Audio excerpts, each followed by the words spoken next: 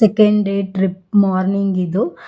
Yesterday golden ಟೆಂಪಲಿಂದ ನಾವು ಕಂಚಿಗೆ ಬಂದು stay ಆಗಿ ಅಲ್ಲಿ 4 o'clock ಎದ್ದು ಫ್ರೆಶ್ ಅಪ್ ಆಗಿ ಸ್ನಾನ ಮಾಡಿ ಎಲ್ಲರೂ ಕೂಡ ಇವಾಗ ಒಟ್ಟಿಗೆ ಟೆಂಪಲಿಗೆ ಬಂದಿದ್ದೀವಿ. ಕಂಚಿಯಲ್ಲಿ 3-4 ಟೆಂಪಲ್ ಇಲ್ಲ ಒಂದು 5-6 ಟೆಂಪಲ್ ಇದೆ ಅನಿಸುತ್ತೆ. ನಾವು ಆ ಟೆಂಪಲಿಗೆಲ್ಲ ಆಟೋ ಮಾಡ್ಕೊಂಡು ಹೋಗಿದ್ವಿ. ಒಂದು ಆಟೋದಲ್ಲಿ 7 ಜನ ಅಂತ, ನಮ್ಮ ಬಸ್ ಜನ ಎಲ್ಲ ಆ ಥರ ಆಟೋ ಮಾಡ್ಕೊಂಡು ಹೋಗಿದ್ವಿ. ಈ ಟೆಂಪಲ್ ಏನಷ್ಟು ರಶ್ ಇರಲಿಲ್ಲ, ಫ್ರೀ ಆಗಿತ್ತು. ಯಾಕಂದರೆ ನಾವು 6 ಗಂಟೆಗೆ ಹೋಗಿರೋದ್ರಿಂದ ರಶ್ ಇರಲಿಲ್ಲ. ಸೊ ದರ್ಶನ ಮಾಡ್ಕೊಬಂದು ಹೊರಗಡೆ ವೆಯ್ಟ್ ಮಾಡ್ತಿದ್ವಿ ಇನ್ನು ಮಿಕ್ಕಿದ್ದವರೆಲ್ಲ ಬರಲಿ ಅಂತ. ಯಾಕಂದರೆ ಒಬ್ಬರು ಮಿಸ್ ಆದರೆ ನಮ್ಮ ಅಪ್ಪ ಅಮ್ಮನೇ ಹುಡ್ಕಕ್ಕೆ ಹೋಗಬೇಕು, ಅವ್ರದ್ದೇ ರೆಸ್ಪಾನ್ಸಿಬಿಲಿಟೀಸ್ ಇದ್ದಿದ್ದು ಫುಲ್ಲು ಟ್ರಿಪ್ಪಲ್ಲಿ. ಅದಕ್ಕೆ ಅವರಿಗಂತ ವೆಯ್ಟ್ ಮಾಡ್ತಿದ್ವಿ, ಒಟ್ಟಿಗೆ ಕರ್ಕೊಂಡು ಹೋಗೋಣ ಅಂತ. ಅವ್ರು ಬರೋವರೆಗೂ ಹಂಗೆ 1-2 ಕ್ಲಿಪ್ಪಿಂಗ್ಸ್ ತೊಗೊಂಡೆ ಅಷ್ಟೇ. ಮೊಬೈಲ್ ಅಲ್ಲೋ ಇರಲಿಲ್ಲ ಒಳಗಡೆ ಕೂಡ. ಹೊರ್ಗಡೆನೂ ತೊಗೊಂಡ್ರೆ ಬೈತಿದ್ರು, ಬಟ್ ಗೊತ್ತಿಲ್ಲದೆ ಇರೋ ಥರ ಹೇಗೋ ತೊಗೊಂಡೆ. ಸ್ವಲ್ಪ ಕ್ಲಿಪ್ಪಿಂಗ್ಸ್ ಎಲ್ಲ ತೊಗೊಂಡು ಫೋಟೋಸ್ ಎಲ್ಲ ತೊಗೊತಿದ್ರು ಹಂಗೆ ಫ್ಯಾಮಿಲಿ ಎಲ್ಲ. ನಾನಂತೂ ಯಾವ ಫೋಟೋಸು ತೊಗೊಂಡಿಲ್ಲ. ನನಗೆ ನನ್ನ ಗಂಡ ಫೋಟೋಸ್ ತೆಗಿಯೋದೇ ಇಷ್ಟ ಆಗೋದು, ಇನ್ಯಾರು ತೆಗಿಯೋದು ನಂಗೆ ಇಷ್ಟ ಆಗೋಲ್ಲ. ಅವನು ತುಂಬ ಮಿಸ್ ಮಾಡಿಕೊಂಡೆ ಫೋಟೋಸ್ ಎಲ್ಲ ತೊಗೊಳಕ್ಕಾಗಲಿಲ್ವಲ್ಲ ಅಂತ. ಆದರೆ ಟೆಂಪಲಲ್ಲಿ ಅಷ್ಟು ನಂಗೆ ಫೋಟೋಸ್ ಇಷ್ಟ ಆಗೋಲ್ಲ, ಅದಕ್ಕೆ ತಗೊಂಡಿಲ್ಲ. ನೆಕ್ಸ್ಟ್ ಟೆಂಪಲಿಗೆ ಹೋಗಬೇಕು ನೋಡಿ. ಹೋಗ್ಬೇಕಾದ್ರೆ ನಿಮಗೆ ತೋರಿಸಿದ್ನಲ್ಲ ವೀಡಿಯೋದಲ್ಲಿ, ಎಷ್ಟು ಮಳೆ ಬಂದಿತ್ತು ಅಂದರೆ ನಿನ್ನೆ ನೈಟು ತಮಿಳ್ನಾಡಲ್ಲಿ ಇದೇ ಫಸ್ಟ್ ಮಳೆ ಬಂದಿದಂತೆ. ತುಂಬ ಮಳೆ ಬಂದಿತ್ತು. ನಮ್ಮ ಬಸ್ಸಿಗೆಲ್ಲ ನೀರು ಬಂದು ನಾವು ಇಟ್ಟಿದ್ದ ಕಿಟ್ ಬ್ಯಾಗು ಡ್ರೆಸ್ ಕೂಡ ಒದ್ದಾಗಿತ್ತು. ಅಷ್ಟು ಜೋರು ಮಳೆ ತಮಿಳ್ನಾಡಲ್ಲಿ ಬಂದಿದ್ದು 2ನೇ ದಿನ. ಸಖತ್ ಮಳೆ ಬಂತು ಮಾತ್ರ. ನೋಡಿ ರೋಡಲ್ಲೆಲ್ಲ ನೀರು ತುಂಬಿಕೊಂಡಿದೆ. ಯಾವ ರೇಂಜಿಗೆ ಬಂದಿರ್ಬೋದು ಹಾಗಾದರೆ ನೋಡಿ. ಇನ್ನೊಂದು ಆಟೋದಲ್ಲಿ ನಮ್ಮ ಫ್ಯಾಮಿಲಿ ಕೂಡ ಹೋಗ್ತಿದ್ದಾರೆ. ಇದೇ ಥರ ನಾವು ಆಟೋದಲ್ಲಿ ಎಲ್ಲರೂ ಎಂಜಾಯ್ ಮಾಡ್ಕೊಂಡು ಹೋಗ್ತಿದ್ವಿ ಟೆಂಪಲಿಗೆ. ಯಾವ್ದು ಸಿಗುತ್ತೆ ನೋಡ್ಕೊಂಡು. ಇದು ನಾವು ಬಂದಿದ್ದು ಸೆಕೆಂಡ್ ಟೆಂಪಲ್ಲು. ಬೆಳಗ್ಗೆ ಆಗಿರೋದ್ರಿಂದ ಇನ್ನೂ ಓಪನ್ ಮಾಡಿರಲಿಲ್ಲ, ಇದು ಕ್ಲೋಸ್ ಆಗಿತ್ತು. ಕ್ಲೋಸ್ ಆಗಿದೆ ಅಂತ ಅಂದ್ಕೊಂಡೆ ಹಂಗೆ ಹೊರಗಡೆ ಹೋಗ್ತಿದ್ವಿ. ಯಾವಾಗ ಪೂಜಾರಿ ಬಂದರು, ವೆಯ್ಟ್ ಮಾಡಿ ಓಪನ್ ಮಾಡ್ತೀನಿ ಅಂತ ಅಂದರು. ಅವರೆಲ್ಲ ಕ್ಲೀನ್ ಮಾಡಿ ಪೂಜೆ ಮಾಡೋ ತನಕ ಲೇಟ್ ಆಗುತ್ತೆ. ಸೊ ನಮಗೆ ನೆಕ್ಸ್ಟ್ ಪ್ಲೇಸಿಗೆ ಲೇಟ್ ಆಗುತ್ತಲ್ವ, ಆಟೋದವರು ವೆಯ್ಟ್ ಮಾಡಬೇಕು. ನೋಡಿ ಇಲ್ಲಿ ಎಷ್ಟೊಂದು ಆಟೋ ವೆಯ್ಟ್ ಮಾಡ್ತಿದ್ದಾರೆ. ಇದೆಲ್ಲ ನಮ್ಮದೇ ಫ್ಯಾಮಿಲಿ ಆಟೋ ಮಾಡ್ಕೊಂಡು ಬಂದಿದ್ದು. ಬಿಡು ಅಂತ ಅಂದ್ಬಿಟ್ಟು ಹೊರಗಡೆ ಬಂದ್ವಿ. ಆಮೇಲಿಂದ ಫ್ಯಾಮಿಲಿ ಎಲ್ಲರೂ ಕೂಡ ಇಲ್ಲ ಅದು ಬಾಗಿಲಿಂದ ಸ್ವಲ್ಪ ದೇರ್ ಕಾಣ್ತಿದೆ ಅಂತ ಹೇಳಿದ್ರ. ಸರಿ ಆಯಿತು ಅಂದ್ಬಿಟ್ಟು ಮತ್ತೆ ಹೋಗ್ಬಿಟ್ಟು ಹೇಗೋ ಅಷ್ಟು ದೂರದಿಂದ ಬಂದಿದ್ದೀವಿ, ಮಿಸ್ ಮಾಡ್ಕೊಳಕ್ಕಾಗತ್ತಾ, ಮತ್ತೆ ನಾವು ಇಷ್ಟು ದೂರ ಬರೋಕ್ಕಾಗಲ್ಲ ಅಂತ ಸ್ವಲ್ಪ ಅಲ್ಲೇ ದೇರ್ ಕಾಣಿಸ್ತಿತ್ತು ಬಾಗಿಲಿಂದ. ಅದನ್ನೇ ನೋಡ್ಕೊಂಡು ಕೈ ಮುಕ್ಕೊಂಡು ಬಂದ್ವಿ. ಇದು ಆಂಜನೇಯ ಟೆಂಪಲ್ಲು. ನೆಕ್ಸ್ಟು ಬಂದಿದ್ದೆ ನಾವು ಕಂಚಿಯಲ್ಲಿ ಫೇಮಸ್ ಸ್ಯಾರಿ ಶಾಪ್ ಇದೆ, ಅಲ್ಲಿಗೆ ಬಂದಿದ್ದು. ಕಂಚಿಗೆ ಬಂದಮೇಲೆ ಸೀರೆ ತೊಗೊಳ್ದೆ ಹೋಗೋದೇ ಇಲ್ಲ ಹೆಣ್ಮಕ್ಳು. ಮದುವೆಗೆ ಅಂತಲೇ ಸ್ಯಾರಿ ತೊಗೊಳಕ್ಕೆ ಅಂತಲೇ ಕಂಚಿಗೆ ಬರ್ತಾರೆ ತುಂಬ ಜನ. ಈ ಆಟೋ ಡ್ರೈವರ್ಸ್ ಏನು ಮಾಡ್ತಾರೆ ಅಂದರೆ, ಈ ಸ್ಯಾರಿ ಅಂಗಡಿಯವರು ಆಟೋ ಡ್ರೈವರ್ಸು ಮಾತಾಡಿಕೊಂಡು ಕಮಿಟ್ಮೆಂಟ್ಸ್ ಮಾಡ್ಕೊಬಿಡ್ತಾರೆ. ಈ ಥರ ಕಸ್ಟಮರ್ಸ್ನೆಲ್ಲ ಕರ್ಕೊಂಡ್ಬಂದು ಬಿಡ್ತಾರೆ, ಅವರಿಗೂ ಕಮಿಷನ್ ಇರುತ್ತೆ.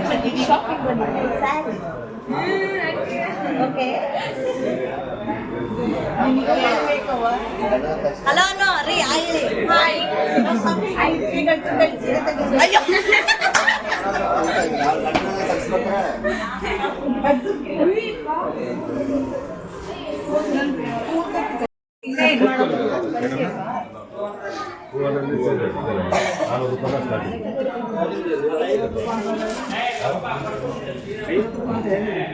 ಶಾಪ್ ಮಾಡ್ತಿದ್ದಾರೆ ಆಗಲೇ ನಮ್ಮ ರಿಲೇಟಿವ್ಸ್ ಎಲ್ಲ.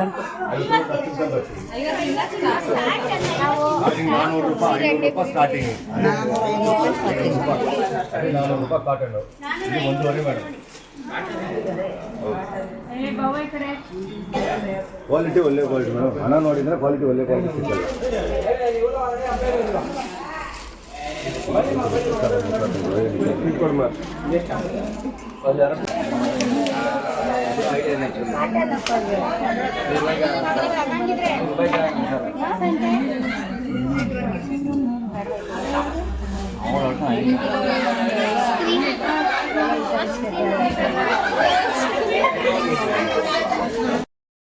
ತುಂಬಾ ಸ್ಯಾರೀಸ್ಗಳನ್ನ ತಗೊಂಡ್ವಿ ನಾವು ಅಲ್ಲಿ.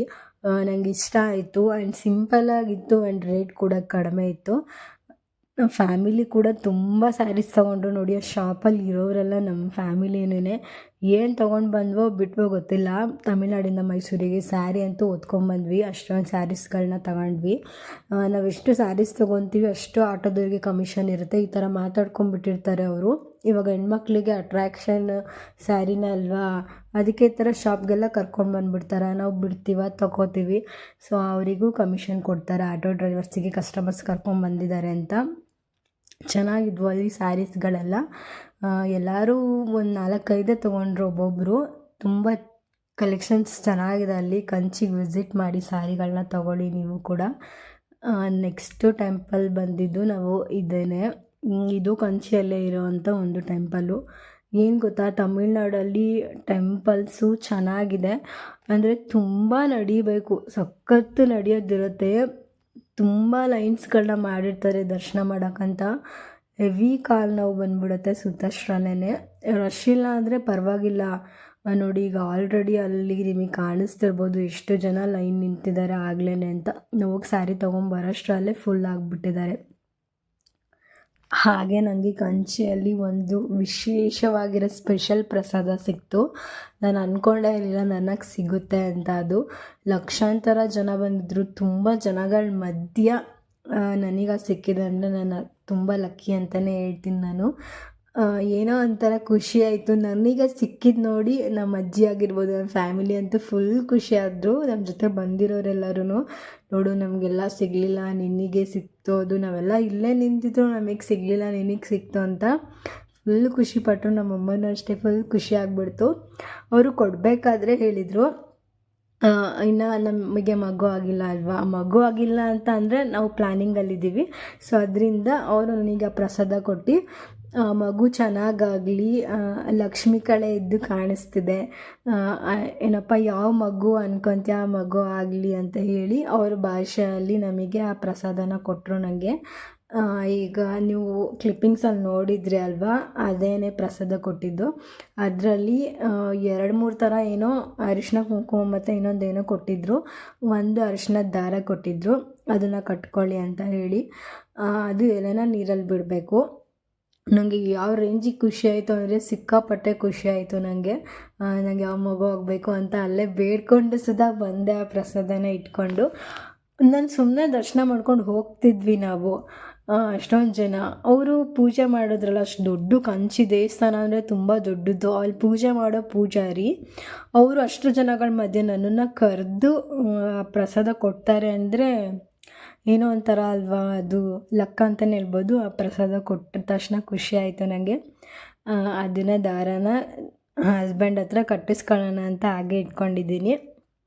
ತುಂಬ ಖುಷಿ ಆಯಿತು ನನಗೆ. ನಾನೇನು ಅಂದ್ಕೊಂಡೆ ಅದು ನೆರವೇರಲಿ ಅಂತ ಕೇಳ್ಕೊತೀನೋ ದೇವ್ರ ಹತ್ರ. ನೆಕ್ಸ್ಟ್ ಟೆಂಪಲ್ ಬಂದು ನಾವು ಕಂಚಿಯಲ್ಲಿ ಹೊರಟ್ವಿ ಮುಗಿಸ್ಕೊಂಡು. ನೆಕ್ಸ್ಟ್ ಬಂದು ನಾವು ಓಂ ಶಕ್ತಿಗೆ ಬಂದಿದ್ದು. ಓಂ ಶಕ್ತಿಯಲ್ಲಿ ಏನೋ 3-4 ಡೇಸಲ್ಲಿ ಜಾತ್ರೆ ಏನೋ ಇತ್ತು ಅಲ್ಲಿ. ಅದರಿಂದ ಟೆಂಪಲ್ ಸುತ್ತ ಈ ಥರ ತ್ರಿಶೂಲ ಮಾಡ್ತಿದ್ರು ನೋಡಿ. ಅಲ್ಲಿ ವೀಡಿಯೋ ಮಾಡೋಕ್ಕೆ ಆಗಲಿಲ್ಲ ನಮಗೆ, ಯಾಕಂದರೆ ಫಸ್ಟೇ ಬೋರ್ಡ್ ಹಾಕಿದ್ರು ವೀಡಿಯೋ ಮಾಡೋಂಗಿಲ್ಲ ಅಂತ. ನಾನು ಸುಮ್ಮನೆ ಭಯದಲ್ಲಿ ಯಾರೋ ನೋಡ್ತಾರೋ ಅಂತ ಹಾಗೇ ಮೊಬೈಲ್ನ ವೀಡಿಯೋ ಮಾಡೋ ಥರ ಎಲ್ಲ ಸುಮ್ಮನೆ ಕೈಯಲ್ಲಿ ಇಟ್ಕೊಂಡು ಹೋಗೋ ಥರ ಇಟ್ಕೊಂಡು ಹೋಗ್ತಿದ್ದೆ. ಅದಕ್ಕೆ ಈ ಥರ ವೀಡಿಯೋ ಆಗಿದೆ ಅಷ್ಟೇ. ನೋಡ್ತಿರ್ಬೋದು ಇಲ್ಲಿ ಮತ್ತೆ ತೋರಿಸ್ತೀನಿ ನೋಡಿ, ಸ್ಟಾರ್ಟಿಂಗಿಂದ ಹೇಗೆ ಮಾಡಿದ್ದಾರೆ ಅಂತ. ಅವರು ಈ ಥರ ತುಂಬ ಅಂದರೆ ತುಂಬ ಮಾಡಿದ್ದಾರೆ. 1,000-2,000 ಲೆಕ್ಕನೇ ಇಲ್ಲ ಈ ಥರ ತ್ರಿಶೂಲ ಮಾಡಿರೋದವರು. ಇಡೀ ಓಂ ಶಕ್ತಿ ದೊಡ್ಡ ಟೆಂಪಲ್ ಸುತ್ತ ಈ ಥರನೇ ಮಾಡಿದ್ದಾರೆ. ಹೊರಗಡೆ ಎಲ್ಲ ಈ ಥರ ಮಾಡಿದ್ದಾರೆ, ಒಳಗಡೆನೂ ಕೂಡ ಇವಾಗ ರೆಡಿ ಮಾಡ್ತಿದ್ದಾರೆ. ಕೆಲವೊಂದು ಕಡೆ ಮಾರ್ಕ್ ಮಾಡಿ ಸುಧಾ ಬಿಟ್ಟಿದ್ದಾರೆ ನೆಕ್ಸ್ಟ್ ಈ ಥರ ಮಾಡೋಕ್ಕಂತ. ನೋಡ್ಬೋದು ಇಲ್ಲಿ ಎಲ್ಲರೂ ಈಗ ಅದನ್ನು ರೆಡಿ ಮಾಡ್ತಿದ್ದಾರೆ ಅಂತ ಹೇಳಿ. ಜಾತ್ರೆ ಇದ್ದಿದ್ದರಿಂದ ಹೀಗೆ ಮಾಡಿದ್ದಾರೆ ಅಂತ ನಮಗೆ ಗೊತ್ತಾಯಿತು.